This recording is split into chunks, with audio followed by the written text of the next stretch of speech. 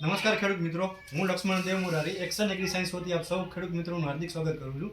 હાલ આપણે આવ્યા છીએ ગોંડલ એરિયાના ત્રાકોડા ગામે, જ્યાં આપણે પ્રગતિશીલ ખેડૂતને ત્યાં તો એમને ગયા વર્ષે આપણી મરચીનું વાવેતર કરેલું હતું. તો આવો જાણીએ એમને કેવું રહ્યું. પહેલાં સૌપ્રથમ તો તમારો પરિચય આપજો. ચેતનભાઈ રમેશભાઈ અમૃતિયા, ત્રાકોડા માજી સરપંચ, તાલુકો ગોંડલ. ગયા વર્ષે તમે કઈ મરચી વાવેલી હતી? મરચી રેવા વાવ્યું હતું 20 વીઘા અને સાનિયા હતું 30-35 વીઘા. બીજી અધર વેરાયટી હતી. કુલ મરચીનું 70-75 વીઘાનું વાવેતર હતું. બરાબર. ને તમે કેટલા વર્ષથી મરચીનું વાવેતર કરો છો?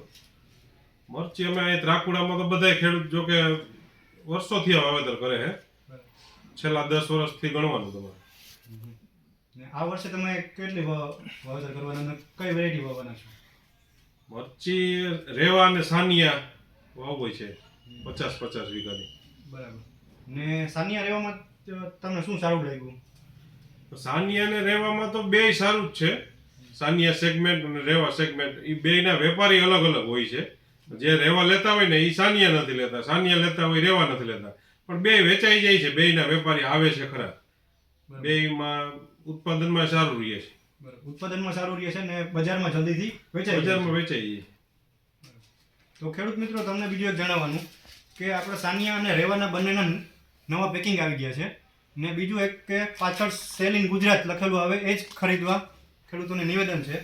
ને બીજું ડીલર મિત્રોને કહેવાનું કે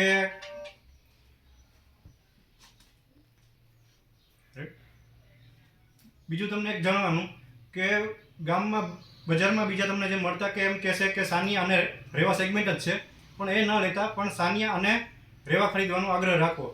ને બીજું એ કે બીજું નર્સરી મિત્રોને જણાવવાનું કે ખેડૂત જે અમુક છે જે ડાયરેક્ટ વાવેતર કરતા હોય છે ને અમુક જે છે રોપ કરતા હોય છે અને અમુક છે જે નર્સરીમાંથી રોપ લઈને વાવેતર કરતા હોય છે. તો નર્સરીવાળા મિત્રોને કહેવાનું કે જે બજારમાં મળતી અન્ય વેરાયટી કે સાનિયા રેવા જેવી છે એમ કંઈ ના આપતા, પણ સાનિયા અને રેવા જ આપજો. કારણ કે જે ખેડૂતનું વરસ છે જે બિયારણ ઉપર જ આધાર રાખે છે. તો નર્સરીવાળાને એટલું જ નિવેદન કે સાનિયા રેવા જ આપે. ને બીજી કોઈ માહિતી જોતી હોય તો મારો મોબાઈલ નંબર છે 98 988 33 998. નમસ્કાર.